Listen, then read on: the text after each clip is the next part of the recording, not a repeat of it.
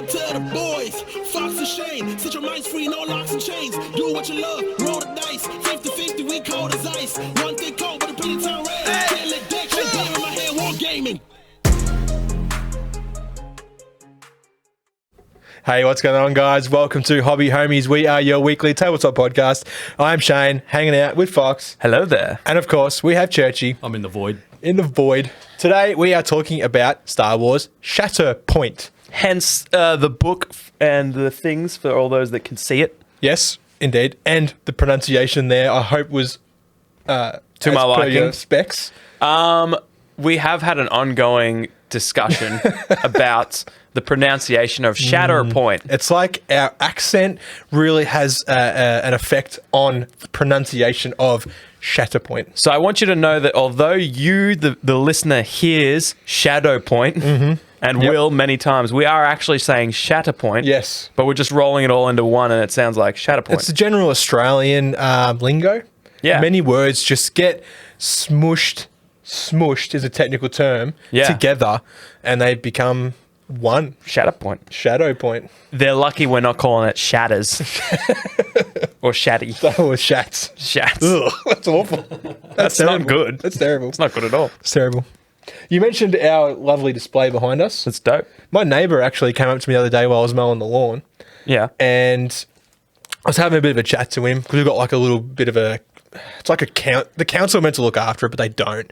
It's like a communal kind of thing. And I just like trimmed the hedges. Nice. And he came over, and because him and his mate usually do it, but he came over and we chatted about that. And then, So you guys alternate hedge trimming duties? well, that's usual, but I'm like the new guy on the block. Yeah. So And I've kind of like just jumped in and cut their lunch. oh, you know, really? By trimming the hedges. Oh, right. Yeah. I was like, Struth already. Okay. And which they were appreciative of. You know, I was kind of like, well, it's right there. You know, I'm happy to do it. Anyway, he used to be a landscaper. So I was talking to him about something I want to do in the front yard. Yeah. And we're at the front of the garage, and he's kind of like, I've been meaning to ask you. He's like, what do you do in there? Because he's like, I've walked past one night and the window's open, and he like had a green screen and all this stuff. Yeah. And I'm like, let me show you. I'm like, I promise it's not dodgy. You know? Okay. We're not filming anything like casting couches or anything in You here. brought him into the studio. Brought him in. What an experience that would have been for someone who's not familiar with wargaming or anything. No, he was first of all, he was impressed with our studio. Oh, awesome. He was confused Of course. a little bit. Yeah. But Why is he when inviting me inside?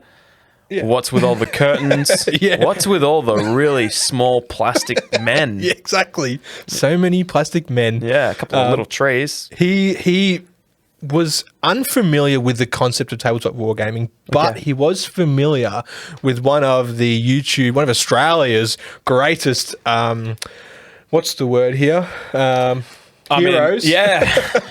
Luke Towan. Yep. Boulder Creek Railroad. Of course. He does YouTube stuff. He's got like, I don't know, like 2 million subs. He's killing it, right? Wow. He makes like miniature Have us on the stuff. channel. That would be... What's his name? Luke Towan. Luke Towan. How do you pronounce Shatterpoint? Yeah, exactly. He's from Queensland. Probably doesn't. Probably weird. Yeah. Yeah. Probably just says it really slowly while he's driving 20 k's below the speed limit and not using his indicator. I lived in So Queensland. It's BMW not- drivers. Yeah, exactly. Yeah. Except everyone. Yeah. Although they're not dicks. They're just in the zone. their own world. They're just, I mean, they live in Queensland. Yeah, of course. What are you rushing for? Nah, why not? You got Enjoy the the beach sun. right there. You got Yeah. rainforest. Beach right there. Doesn't matter how inland you are. It's just right there. Queensland's quite large, actually, mate. I've seen maps. Well, Anyway, yeah. So you brought him into this space. put him in the space, showed him some stuff. Yeah, it was a very interesting experience. I bet, yeah, because this is like, you get desensitized when you're in a spot like this. I mean, it's hard to see. Obviously, we got a bunch of crap behind us, but over to our left is a similar shelves with just models and terrain and boxes, and there's a wargaming table there which filled with stuff, and your paint stations over in the corner, and then you've got this whole rig here. Churchy's rig. Churchy's rig. Yep. I've seen Churchy's rig. It's pretty good. Man's got a rig.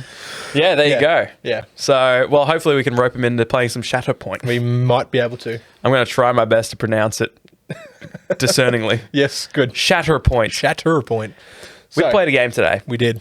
which we've done before. We've played games. No, I mean of Shatterpoint. Oh, okay. Yeah. We have Yes. played games, that's true. We played a game of Shatterpoint with proxies and the early release rules. was the go there? Yeah. There was a teaser, right? A PDF of the rules. That's right. Yep. Yeah. The day the rules came out, I think we played like the day after. Yeah. Although you had the rules, we looked online and printed out pictures of the cards that people had screenshotted. Leaked photos or something, or screenshots, or stuff that people took from a YouTube video with the demo game and zoomed in on the actual character cards. I do remember how janky they were. They were janky. And you know what? They were just as big as I was expecting them to be. Yeah, crazy, right? Yeah. They actually do take up a lot of space. Yeah. The cards are... I mean, we've got them. A3? Yeah, dude. Yeah, the huge. cards are they're massive. Yeah. It's like before they had proper teleprompters and people stood there with the sign cards that had like words. Oh, yeah. Yeah, it's like those. Yeah. And that's kind of how you play. Your opponent holds your things. Yeah. And you're just like, what I'm using Bo-Katan. You're like, Bo-Katan. There you go. You're holding Bo-Katan. No, the other stance. They flip it around. Flip over the card. They turn around. Yeah. The cards are quite large. They're almost, I feel like they are almost A5 for the bigger stat cards. Yeah. But you know what? Honestly, it beats flicking through a book. Oh, it does. Definitely does. And what I really like is each of your units only has 2 cards. The main stat card. Yep. And then their little stance card. Unlike Legion, which has a bunch of upgrades that go below. Yeah. So your one unit becomes with its card and then like 6 other cards. Exactly. And you bump them and it's a mess. Whereas this is just a nice clean 1 up, 1 down. Yeah. It was good. Like the layout itself was a fair bit of bench space required for your dashboard, but it wasn't unbearable. It wasn't any different than having a codex in front of you. You play on a 3x3 table, but you do need a 6x4 table to play on. Pretty much. Because of the cards. Yeah. And you know what? The cards are just a little bit... This is like nitpicking, right? Oh, definitely. But if you've got a 3x3 map... Yep.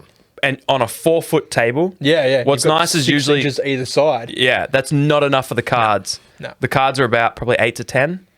So you actually... I set it up so that we had the cards in front of us, and I was like, surely there's 3 foot in between. And then I did it and actually significantly shrunk the map to the point where it was like, it was just enough to mean that you could move from one objective to the other. Yeah. Which I was looking at it and you probably still can anyways, because Star Wars Shatterpoint's movement is interesting. Yes. You kind of like get a lot of free movement in the way they do it, but we'll talk about that later. So anyways, you do need a full 6x4 to play this game, which like you said, is the same as if you needed a codex and a supplement and a print off of an errata and whatever. It's actually less, so yeah, it's not too bad. Nah, it was fine. It's nice and clean and everything's in front of you, which is good. Yep. I was gonna say no flicking through books, but that's a lie. We'll talk about that soon. Yeah. So up until now, we have talked about Shatterpoint once on episode, and briefly on a live episode. I think it was our first live episode here. It was just announced or it was teased or something. Yeah. And I think from memory that was at the start of the year almost. Yeah. I think we kind of just spoke about what we thought the game might look like and the models they had. I think only just teased. Yeah, sure. But then there was that time where we spoke about it sort of a little bit more in depth about some mechanics we liked after a test run, I guess you would call it. Yeah, a demo. It was like a demo alpha. of a demo. It was like an alpha release. Very early access.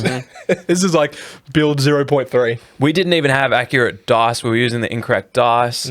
We didn't have the correct movements. So I kind of just had to wing it, I think. I think we used the wrong stuff. Yeah. We just kind of used... Yeah, it was fine. The game was enough of a taste test. It's like when you go to like... if you went into like an ice cream shop and you're like, can I try that? And they give you that tiny little wooden stick. Yeah. And like just like scrape the ice cream and they give you that. I feel like it was not quite that. It was like, can I have a taste of that? They're like, we'll let you smell it. And then we're like, I think that kind of smells pretty good. You can lick the glass. No, the outside of the cabinet. Yeah. No, the outside of the store. The window. Yeah, the window. Yeah. Not our window, your window. At home, go home. Get out of my store or buy some ice cream. Yeah. Stop wasting my time. Anyways. So yeah, we actually played. Yeah. And let's talk about our game. Yes. And what it looked. We'll do a mini, not a battle report, but we'll report on some of the things. Play-by-play? Play-by-play. Yeah. Turn 1. Turn 1. Insert graphic here, Churchy. Go. He sat up in his chair. He's actually listening. He's thinking about it. He's having a sleep. Oh, no, he's checking his phone. he's not. Oh, someone text me. Someone text me. Oh, something interesting's happening. Yeah. Yes. So, what's really cool is with Shatterpoint, it's alternate activations. Ah, yes. So good. It's a must these days, right? Yeah, it is a must, especially at this size skirmish. Like we had 8 units each. Yeah. Which is just a great. 6 units each. True. And potentially 8 bases each. Yeah. Depending on. Yeah, anyway. So it's a really low model count. Smaller than I would say like a normal skirmish game, which usually has like 8 to 15. Yeah. You think Kill Team and the likes. Yeah.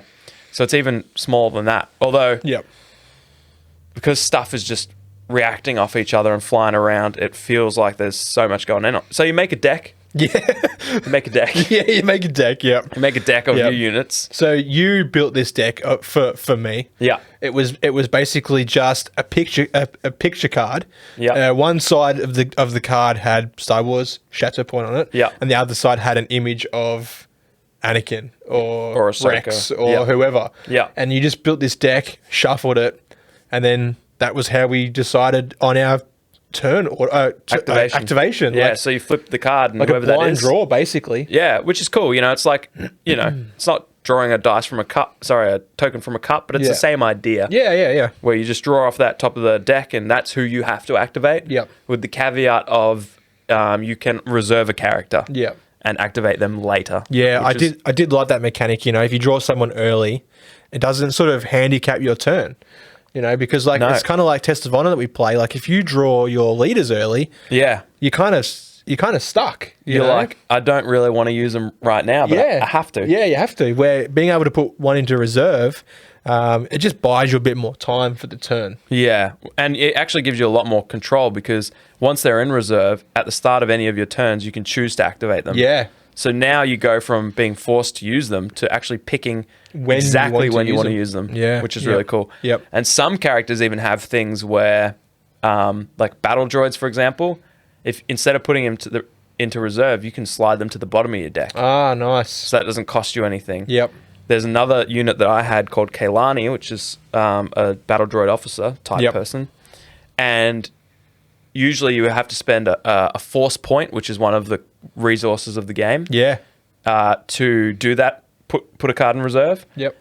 Kaylani lets you not do that, so you put him in reserve for free. Nice. So there's a few little plays around that as well, which is nice. Yeah. But so who are you rocking? I was rocking the heroes, the good guys. Oh, yes. The good guys. Darth Vader himself. Exactly.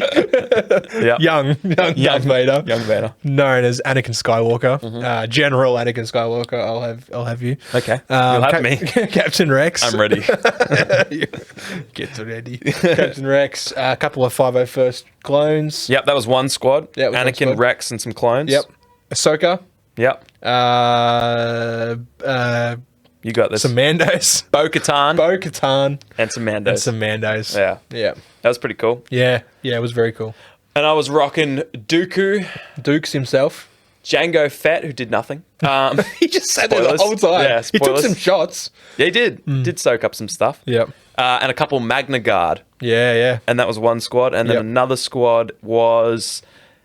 Go Branko. Asajj Ventress, Kaylani, and one unit of B1 battle droids. Yeah. Which were 2 bases. Of three on the base. Yeah, they're crammed on there. So it's like 6 clankers. Did you call them clankers? Clankers. This guy, unbelievable. It's derogatory.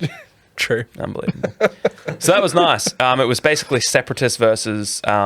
Republic. Yeah, it was.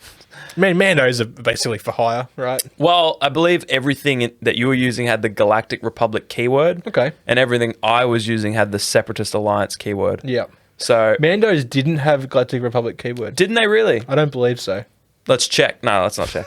I believe you. I could be wrong. They definitely had the Mandalorian keyword. I feel like they didn't have that keyword because cool. I noticed the keywords probably halfway through the game. Oh, sure. Yeah, I should have told you about those, actually. At comparison, they didn't really come up. Yeah. At comparison, I'm going to say I'm 87% sure they didn't have. Wow, that's high. Oh, yeah. For you, that's high. Yeah, I'm banking on it. I don't know if you actually should ever be that sure of anything. That's really hard. I mean, I guess 50-50. Yeah. I mean, they did or they didn't, right? Yeah, exactly. They do what they do. Makes you think. Yep. So, all right, tell me about how the game went. What happened in your eyes? If you could sum that up in a battle report from the Republic and Mandalorian version. Well, we started off pretty strong. Captain Rex, ran in and grabbed an objective. Yep. And then he sat there the entire game. Yeah, sat on, he's like, this is mine. Yeah. I am the captain now. Anakin did nothing. Sure. He sort of just, I don't know. I put him into reserves because I drew him pretty early, and I wanted to have the right moment. Yeah. You had some clankers. I was hoping you'd bring them down. Yeah. And Anakin was just going to dice them, right? I like that we can look across and see where the battle ended up. Yeah, but the audience can't. Yeah, I know. Especially the ones listening. Yeah, especially them. Yeah. More so than the ones that are watching but also can't see it. Exactly. Yeah. And then I sort of, I think for me, it was a bit of information overload. Yeah. Because I'm like looking at all these cards, and each card has all these rules. Yeah. The way that the rules play on the cards was decent. You know, like, and as to when they played and how they played. Once you understood the symbols of like what's a passive ability, what's an reaction, what's an action, it's like, okay, this makes sense. Yeah. And then it's kind of like, okay, now it's time to activate Bo-Katan. Okay, so she can move here. Yeah. And then that can put a focus on them or something or other on them. And it's just kind of, I'm just like, what is all this? Yeah. It's a lot. Yeah. Because as you're learning the game. Yeah. Which is like the game itself is really simple. I would say like the core rules are streamlined. Oh, yeah. The core rules are simple. And that is like, you pick up the thing off the deck. Yep. Whoever's face that is. That's who you activate. You got 2 actions. You can move, shoot, and do a couple other things. Yeah. Or do an ability on your card. Yeah. So most turns just go like, all right, I'll move up. Yeah. I'm not in range to shoot, so I'll move up and hunker. Yeah. Which is basically take cover. Yeah. Or I am in range to shoot. I'll focus and shoot, which is basically aim and shoot. Yeah. Or I'm not in range yet. I'll move up. Now I'm in range. I'll shoot. Yeah. That's basically everything that you do. That's your turn. That's the turn. Yeah. And whilst you're doing that, you're trying to get control over objectives, and the ability creep. Learning your abilities is the first information overload. Yeah. That hits you in the face when you think, okay, the game's quite simple. Yeah. So you get into it, and then you've got all, like you said, you were just talking about Bo-Katan's card. Something you need to be conscious of is all your other cards might have react abilities that are playing off each other. Yeah, absolutely. Like some of them are like any Galactic Republic keyword or any Mandalorian or any ally. Yeah. So it's like, okay, Ahsoka's can react off like one of the clones, even though she's in a separate fire team. What do you call each individual squad? Squad. It is a squad, so and together they're a strike team. Okay, strike team. So like it's like, or am I tripping? Anyways, maybe, we'll go with that for now. That's law today. That's canon. That's canon. Yeah, FAQ's coming out next week. You said Ahsoka. I want to take full responsibility for that. You meant Osaka. Oh wait, Ahsoka. I did it again. We are getting confused with Japan. We were talking about Japan, and we were talking about Honshu. As everyone knows, Fox is a massive weeaboo. And so I would constantly say Osaka and then Kyoto, and it was a joke. So I did Nagasaki. that to you. Yeah. We said many things. Some of them English. What's her name? Ahsoka. Super Soka. That's how I'll remember it. That's worse. That is absolutely worse. That's how I'm going to remember it. Whatever. Let's just call her whatever you want, bro. Soaks. Oh, no. All right. So, anyway, old Soki. Yep. What were you saying? That's terrible. That's worse. That's awful. It's all bad. Yep. So like all the abilities play off each other, not just like the that one particular unit's abilities playing off its own abilities. Yes. So there's so much to sort of track, and so much mental gymnastics in if I move here, does that trigger that, or do I have to do something else to make it trigger? Yeah.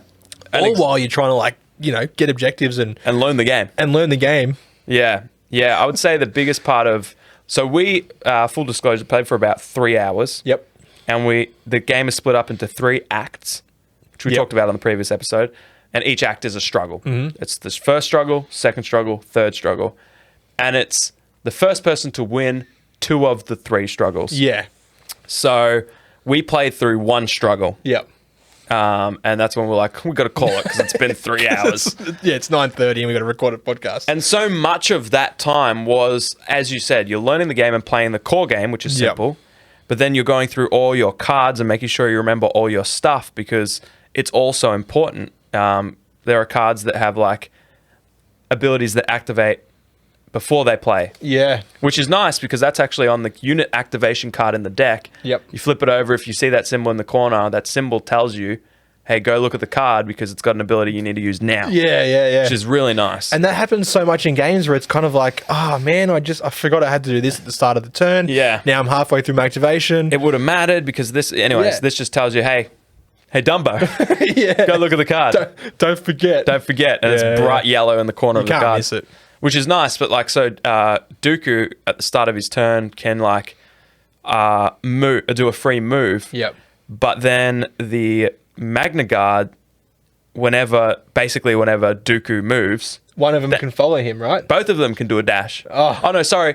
Dooku lets himself and another unit dash. Yeah. So you do him and the Magna, and you've got 3 dashes. Yep. And then one character can do a full move off that as a reaction. So basically you've done 4 movements and haven't even started your actual action. Yeah. You've still got 2 actions to do. 2 full actions. Yeah. And then, so you can find then other things that activate off more stuff that you do with Dooku throughout the turn. Yeah. So, and it just becomes, like you said, information overload as you're learning the units. What I love about that is it means that there's depth to the game. Yeah. So that's the plus side of the... There isn't a time where it's like, your actions feel useless or repetitive. Well, for Anakin, it kind of was because like all his stuff is like when he's in combat. Yeah. When he's getting attacked or when he's doing the attacking, he's brutal. Yeah. Here's deflect, which is nice. Yeah. Really cool. Just like cool. Automatic 2 damage to anyone that shoots him and misses. Yeah, they have to miss. A single miss though. Yeah. You roll 7 dice. You're rolling a miss. Oh, of course. So, but yeah. And the tricky thing is there were a couple, because we only played 1 struggle, there were a couple units that we did only activate once. Yeah. So I think that's probably Anakin for you. Yeah, and Rex. Yours would have been Django for sure. And mine was Django and Kaylani. Oh, yeah. So that's why we didn't really feel like those did much, is because they never got that second activation. Yeah. Because what happens when you use all of your I was going to say creatures. I guess that's kind of true. Maybe, except for the B1 battle droids. Everything's a creature. Yeah, they're just a clanker. Anyways, once you have activated all of your units, Yep. you just reshuffle the deck. Yeah. And draw off the top and keep going. Yep. So throughout the course of a struggle, depending on how the struggle goes, you may activate things 2 or 3 times. Yeah. Yep. Maybe shuffling that deck. And you get all your force points back, which means you can start doing the cool, fun stuff again. Yeah, which abilities or actions require 1 or 2 force points you to spend. Yeah. Which was kind of cool. There's a card in your deck as well called the Shatterpoint card. Yes. Which, when you draw it, allows you to A, pick any unit and activate them. Yep. One you've already activated or whatever. Yep. Say I activate battle droids now with the Shatterpoint card. I know later on when I draw battle droids, they'll get a second go. Yeah. Or you can spend a force point to shuffle that Shatterpoint card back in. Yep. And just draw whatever's on top of the deck. Actually, draw first, but whatever. Which means later on you'll get to make that decision again. Yeah. So, or not again, sorry, for the first time. So it's kind of like it allows you to push it further to the end of your activation. Yep. Where you have a more complete picture of what you want to activate a second time. Because you might know for a fact that you want to activate Dooku twice. Yeah. So you haven't activated him yet now. Yeah. So you draw the card off the top of the deck. It's a Shatterpoint. It's a Shatterpoint. Yeah. No, sorry, you've already drawn that card. Yeah. It's like, okay, Dooku hasn't gone yet. I want to use him later. Yeah. So I'll draw the next card and shuffle the Shatterpoint card back into the deck. Yep. And if you're lucky, you've just drawn Dooku. Yeah. You can draw the Shatterpoint again. Yeah. Yeah. Well, the thing is, you can just keep spending a force point and push it further and further down the deck every time you draw it. So yeah, you really can just push it to last if you want. It'll just cost you more force to do that. Yeah. So that's a nice little, just another thing that you have to take into account. Yeah. So you're like, all right, all these rules playing off each other on my cards. Then the Shatterpoint and units activating potentially a second time and thinking about what that looks like.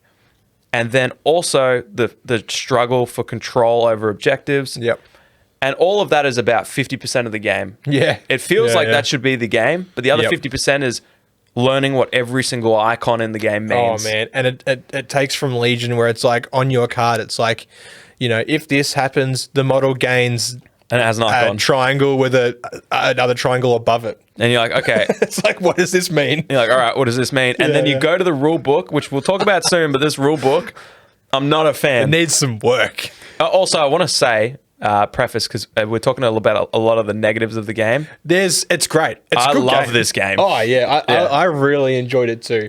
I think the negatives come from the fact that this game is not a pick up and play. It's simple. You'll learn it in a night. Yeah. I feel like you need to sort of play 1 or 2 complete games of this. Yeah. Get you familiar with the cards, and then you start to learn the icons and stuff. And then once you know all that stuff, it's going to flow. And I feel like without prior knowledge to tabletop wargaming, like if you're an avid board gamer or even just a massive Star Wars fan and you come across this game, It's tricky. Good luck. Yeah. It's gonna probably be a bit of effort to learn. Yeah. Big time. Even like us who've played a myriad of games now, picking it up, it's kind of like a lot of things was like, oh yeah, of course that makes sense. But then other parts just goes like, what? I would say that might be one of the least intuitive games I've ever played. Yeah. It doesn't Doesn't flow. It doesn't flow. like we're used to. Yeah, the progression of you learning the rules doesn't feel like it flows very well. No. They're all there, and when you get them and it all clicks, I know it's just going to be like incredible because the ceiling for what you can do in that game is like you'll be doing combos and you'll have full control. You'll be like, I know that I want to activate that person because that'll proc that ability, which will give me that token. Which means on my turn when I move up with them and use that token to do this, I'll probably wound them and get the struggle. Yeah. It can really start running away like that. And then all it takes is for you to be thinking that. And then I go, okay, I know in my next turn, Ahsoka is going to get attacked by old mate Dukes. So I'm going to put her in defensive stance. And then you're like, oh man, now what do I do? It's like, and then you roll defensively and it allows you to reposition and then you move her over here. All that stuff's so cool. Everything just goes, oh, okay, now I need to rethink everything. Yeah. So it is very, very cool, but I feel like it's got to have a bit of a learning, not a learning curve. No, but I think so. I think so. Maybe a barrier to entry. I don't know. I think it's like it's got this allure of being this. It's got this real simple core set of rules. Yep. But then it's just got this really deep, and which is what I would want. I really want this high ceiling of things where I just know there's so many possibilities. I could play that same strike team over and over again and play them completely different every time. Yeah. Because, my Magna Guard I used to protect Dooku and that was kind of, they stuck together, but they also play off Asajj Ventress and her keywords, and Kaylani's also can used him to buff the battle droids, but he could also do it for the Magna Guards. And having them all work together and stay in range, but also you need to sit on objectives and be prepared because when the struggle ends and a new one comes out, the whole map changes. Yeah. What becomes important objectives changes. Yep. So that's really cool, and balancing all that is just mind-boggling to start with. But this puppy didn't help. No. I'm pointing to the rule book. Yeah. Yep. May I? I mean, it's yours, but you may. So Just put something. it back when you're done. Okay, I will. All right, mate. Okay, all right, mate. Okay. So we found this hilarious. So this rule book is also not intuitive in my mind. No. Because of examples like this, we wanted to know a little bit about pushing. Yes. So you can't really see, especially those listening. No, they can't see it all. But I'm opening a book and it's got 2 full pages on it. Yep. Of what's not a many-paged rule book. No. And these 2 full pages are push and pull rules with 8 or 9 dot points, and then 2 pages full of pictures and examples. Yep. And then another page another half a page of examples. So you're trying to navigate this and learn the rules for push. Yep. Which is what we were struggling with. because that's too much. It is too much. All we wanted to know was, can I push these clankers off the edge. top of this piece of terrain? And then you're like, all right, I'll read through these. And the way that these things are written, man. Basically, computer says no. Yeah, it was like, I'll read this quick so you can get an idea of what we're trying to do when we learn the rules. Yep.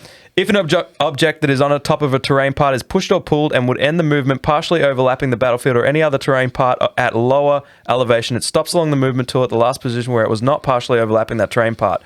If an object is on the top of the terrain and is pushed or pulled and would end that movement partially overlapping an object that is at a lower elevation, it stops along the movement tool at the last position where it was not partially overlapped that object. There's 7 more of those dot points. Yep. And then examples. And like it needs those examples because those rules are confusing. And then you're like, all right, cool. So that's push and pull. And then for some reason you move along the rule book, and on the other side of the page there's push and pull again. And is it like, push and pull or push or pull? Or there was like so one was push or pull, and the other was push and pull. Yeah, so it's like both. Yeah. Or one. Are you asking me or are you telling me? And then there's a section in there where you've got the nice icons. Yeah. Of what you want to know. Yeah. So you reference a card and you're like, all right, that's a blood drop icon. Oh, yeah, cool. What's blood drop? All right, so you scroll through the book and you see where it has all the icons nicely laid out. Again, you can't really see that because both my leg and the glare's in the way. And it's a small book. And also you might be listening. So, but there's a section that has the nice images and you find it as you're scrolling through and you're like, oh, thank goodness, perfectly. Yep. Here they are. All right, so the blood drop. Yep. I see is strained. Oh, strained. Okay, cool. Strained. All right. So the affected unit gains the strained condition. See, strained. It doesn't say that. It doesn't say that. It doesn't say the strained rules. It just says, hey, you want to know what strained is? Well, that means the affected unit gains the strained condition. Means it gets strained. And I'm like, why? Like, this rulebook is straining me. Yeah. And then it's like, you would think, okay, well, maybe it has all those rules after it mentions. No, it doesn't. No, it's pages after it. Yeah, so 2 pages after it, 4 of the 7 rules are here, and then I still don't know where the others are. But anyways, I hope that gives you an idea of how this book and the convoluted nature of like all the you've got so many rules you need to learn in your first game or 2. Yep. That's a headache enough. And then trying to navigate this to find them. Man, it's difficult. There was one moment which we came across pretty early where it was the affected unit in shooting. Oh, The affected unit, the description of the affected unit changes, right? Yeah, so yeah. the definition of affected unit. So it's either the targeted unit that was received the shots, or which was the what did they call it? It was like I can't remember. but because there was like a personal effect, which happens to the shooter. Yeah. And the targeted effect, which happens to the recipient of the shots. Yes, correct. Because we were reading it and it's like, okay, so the targeted unit receives relocation or whatever the rule was. And I'm like, oh, cool. So my guys can maybe like dash for cover. Yeah. And you're like, no. It's my guys that shot at you that get to move. But it says the affected unit. Yeah. And I'm you're like, shooting me. I am affected by your shots right now. I'm like, no. I'm affected by the reposition. Yeah. And it's like, yeah, you're right. So when you make attacks, I really love the attack system. Yeah, it was where it's good. like you take 3 hits and you can move along your chart and kind of customize the type of damage you do. Yeah. And sometimes it's like you do a damage and a blood drop. Yeah. And so that blood drop would affect you. Yeah. But if it says a damage and a little movement icon, that movement affects me. Yeah. Or there's like pinned. Which is a movement icon with a line through it. Yeah. And you're like, that one affects you. That affects me. It's like, But it might be a shove, which is the same icon with 2 like diagonal lines. That affects me. Yeah. Or, Not a shove, or sorry. a heel. Yeah. So it was... you need to know if it's a directed effect or a personal effect. that's the terminology. Yeah. Which is difficult. Yeah. So, yeah. This, I feel like you watch a couple battle reports. Yeah. You play a game or 2. And this game just goes from being like a convoluted mess with a nice core rule system to one of the best games you've ever played, And probably. don't forget beautiful miniatures.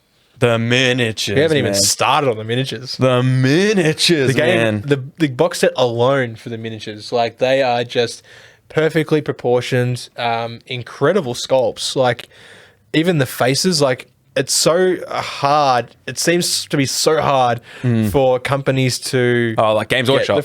Like Games Workshop. Like, look at the Lord of the Rings miniatures, right? Yeah. Middle Earth. Yeah. Even their newer stuff where they're like, hey, this is Elrond. It's like, is it? Are you sure? Is it a placeholder? Like, is it a face holder? Yeah. Face holder. Yeah. You know, but then like side tangent, like the Harry Potter miniatures, again, are stunning, right? Yeah, the faces are beautiful, but like it's like these ones are absolutely fantastic. The proportions on these so look good. like like a lot of miniatures. I would say almost all miniatures except these ones in everything kind of look like you took something out of the universe and you made it a miniature. Yeah. These look like you took them out of the universe and put them on your table. Yeah. Like, and they made a miniature. Yeah. You know, like they have to do different things with the proportions. But then you look at these and you're just like, insane. The battle droids are perfect. Oh, so good. The characters are phenomenal. Yep. The Mandos look great. I don't know if like proportionally and detail wise there's much. Like obviously GW has sharper detail, but these are so close. They are. This has to be the closest I've seen other companies. And the lightsabers, dude, like the lightsabers are like 1 mil thick. Yeah, which is a big complaint people have, but I just figured don't throw them at people and you should be fine. But they don't bounce. Watch me mince my words. Well, mince my words? Regret? Eat my words? I was trying to move Ahsoka, and like I watched you sweat. I was sweating. Because you were going into melee combat, but also because of a very thin and 2 lightsabers. Yes. That's twice the damage. Indeed. Another example, this is the last example of I don't like this rulebook. Bad the rulebook Yeah, how bad the rulebook is in my mind. The game is great. The rulebook is not great. Yeah. Game fantastic. Yep. Curve difficult initially. Yeah. Rulebook shitty. Yeah. Like, it's got a quick reference, which I lean on for so many games. Of course. And, like, once you learn the core, you can usually run off this. How many games have we printed out the core reference? All of them. And we've run entire battle reports with a pinned reference to a wall. Yeah. And that's all you need because we know the core concepts and maybe there's occasional a few little niche things we check. Yep. This might as well. Why even have this quick reference? It's something to put in the back of the book. It's got the turn sequence, which is nice. All right. Resolve effects that happen at the start of the turn. Reveal an order card. The problem is this text is so big, you have room to do better. Yeah. So it says, and then after that, it's activate unit. Yeah. There could be a dot point under that says, because it's step activate unit, then after that, the unit's activation ends. It could have a dot point under activate unit that says, do up to 2 actions from the following. And then give you the actions. And give you the actions. Yeah. And then have the page numbers for said actions. Yeah. Like, it's just... Is that not Rulebook 101? It could even have a bunch of hieroglyphics under there, and at least it'd be better. It has hieroglyphics, which it's like all the icons you could ever want to know. Yeah. But all that tells you is what the icons are called. Yeah. Just give me a page number where I can go see what reposition is. Yep. You know? It's Which looks like a D-pad. Yeah, it does look like a D-pad, actually. Yeah. It's a good one. And it says range and it has a gun. It's like, okay, tell me more. Anyway, so the whole rule book, either it tells you too much or not enough. Not enough. Yep. So that's what makes learning the game a little bit more difficult than it needed to be. Imagine there was just one page, if it had all the icons and then what they did. Yeah. Imagine that in the rule book. Could you imagine? Nah.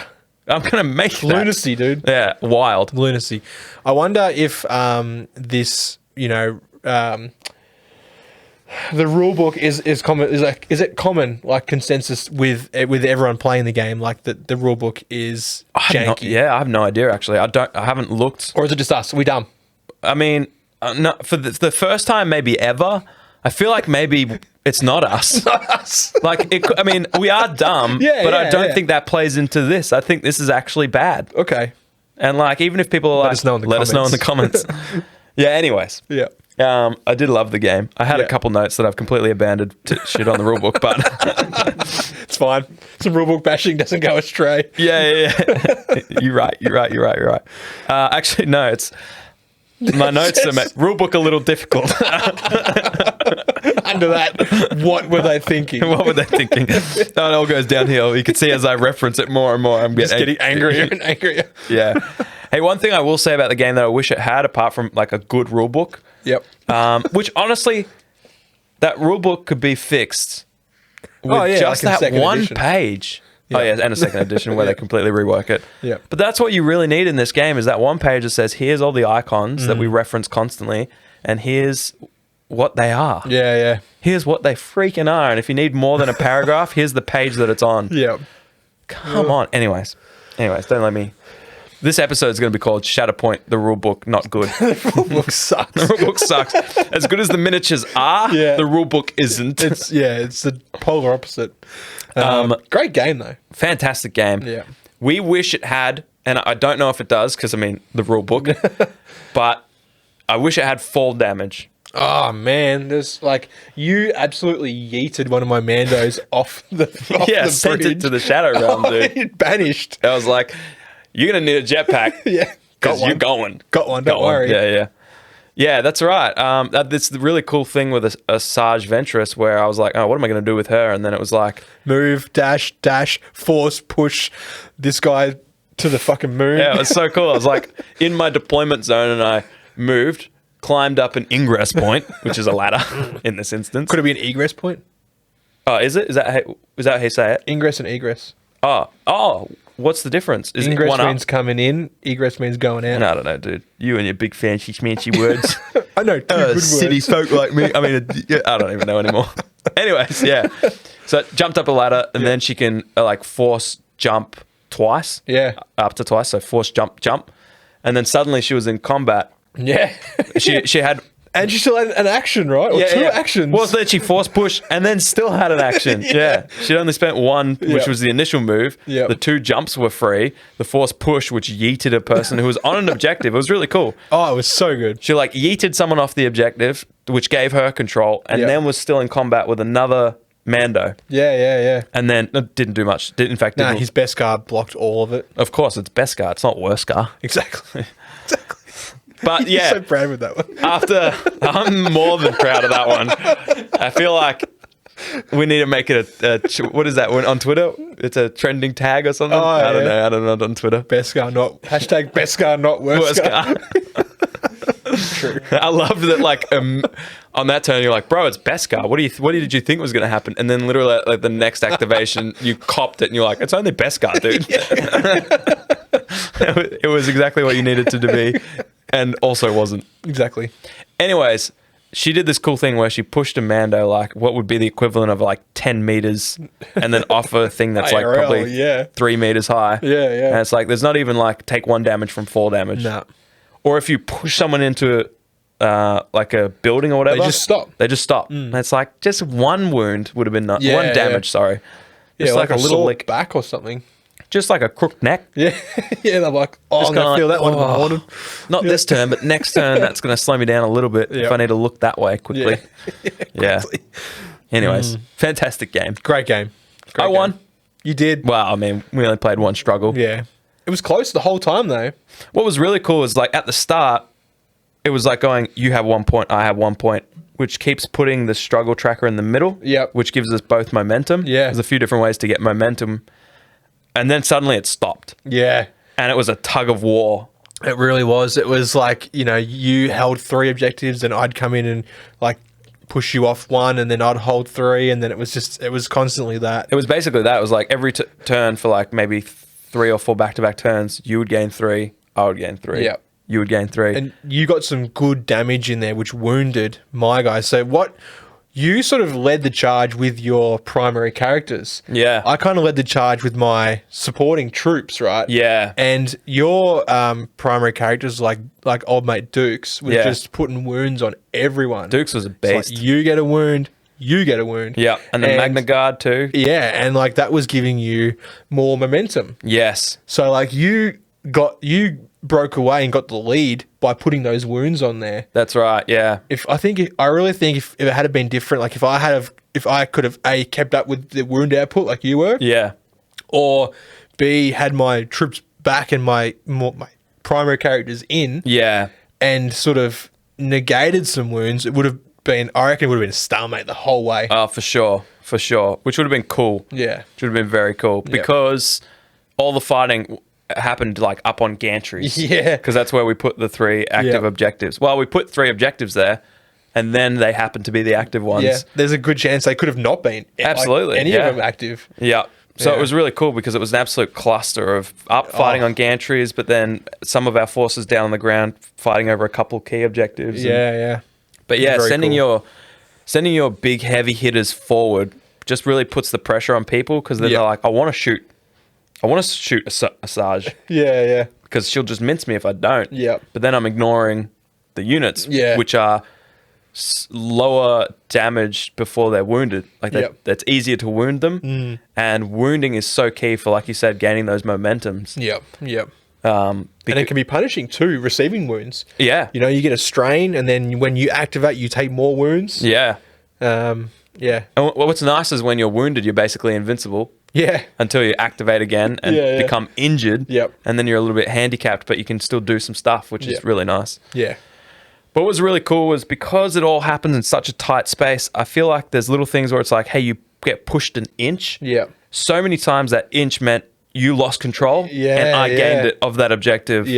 And it was really cool to have those little things that on paper don't look like they're that good really make the difference of the entire battle, which is really cool. So upon that, there's times where I think like, you know, the whole like being pushed an inch and then going back to like falling off, and it's kind of like if your base overhangs slightly, you stop moving. It's probably because I feel like everyone would be getting pushed off. If you were moving just that 1 inch, I understand if you get pushed like 3 inches and your whole base leaves, you're going down.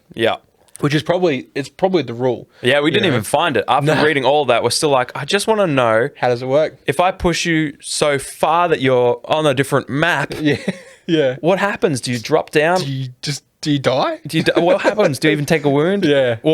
Or at the second that you move off? Because I know if you're, like you said, if you're overlapping, if I push you, but even a millimeter of your base is still on that gantry, basically you reset to where you're fully on the gantry.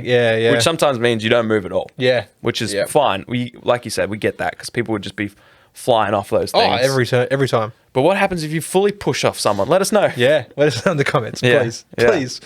So you enjoyed it? I loved it. You've been hyped for this for a while. Was it worth it? Did it pay off everything you desired?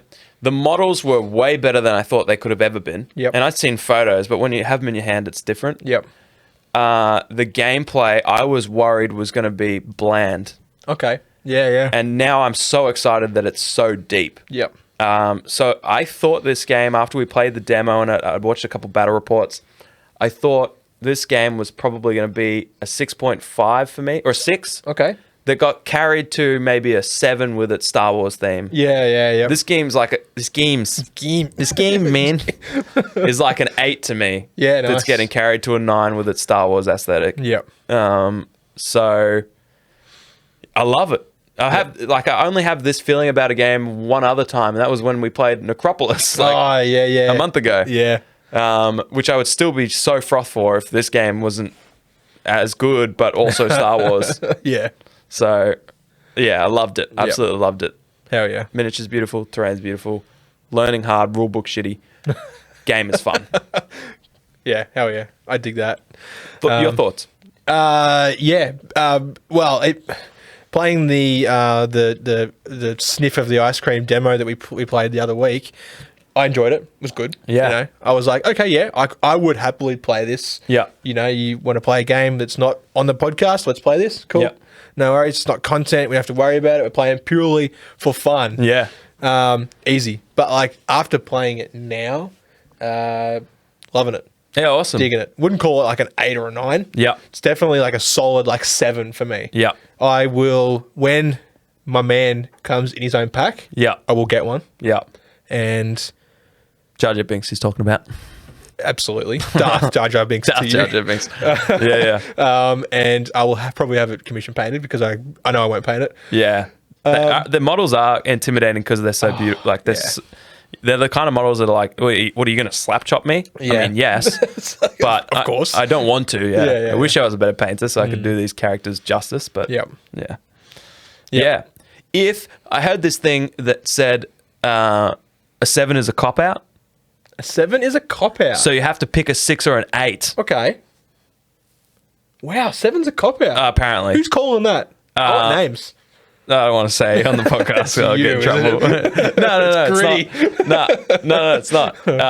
And I was like, that's interesting. It forces you to put something, because a lot of people's 7s is a kind of like their pseudo 5. It's like, I don't want to make a call whether it's good It's not good. It's not bad. it's safe. Yeah. It is. It's safe. Yeah. I would call it an 8 There you go. if I had to. Got him. yeah. It's good because it puts your mind in what side of the 7. Anyways, Yeah. it's neither here nor there. I'm glad to hear. 7.7. Hang on a minute. Is it legal? I will make it legal. All right. Wow, this has been a long one. This is a throwback to when we Used to just ramble for. I was going to say we were sponsored by the Waffle House. Oh, Anyways, we must love this game. There's lots to talk about. So it's an 8 out of 10 according to Shane. So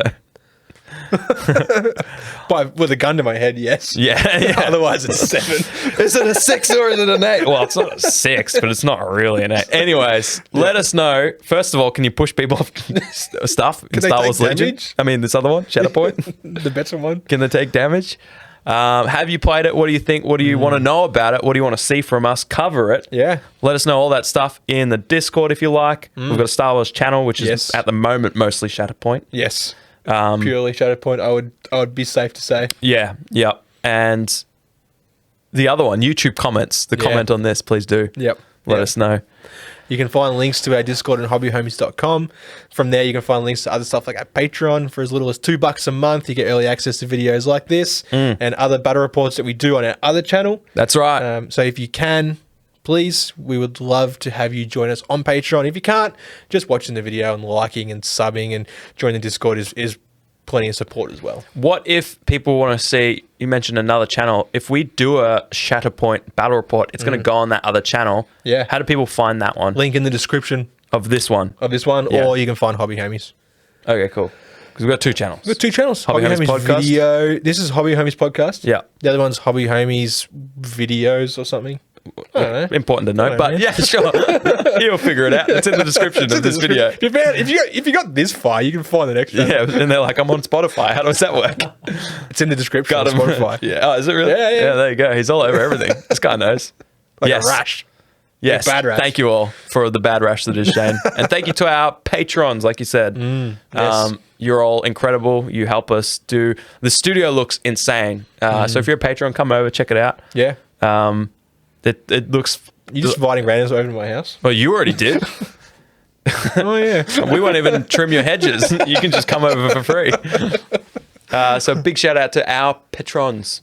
Yes. As always, shout out to Burnsy, Final Dinosaur, Lethal, Gridlock, Axe, Annex, MJ, Whack the Ewok, Test Dummy, Black Apollo. You're reading these names, all I see is potential Shatterpoint players. We got Brandon W, Moose, Elko, Churchy, Chiz, Cuz, Rad, Ollie, Hockers, Penny, Aggro, Don Hua Don, Pureblind, and Big Roach, who would love Shatterpoint. He's an awesome... Get him around. All right. He can That's come the over one to the random studio. You can invite him. Yeah, perfect. Hope you guys enjoyed the Shatterpoint content. Yep. We'll probably keep it up, I'll be honest. Hell yeah. Anyways, see you on the next one. Hooroo. Woo! Big up to the boys, Fox and Shane. Set your minds free, no locks and chains. Do what you love, roll the dice. 50-50, we cold as ice. One thing cold, but a penny turn red.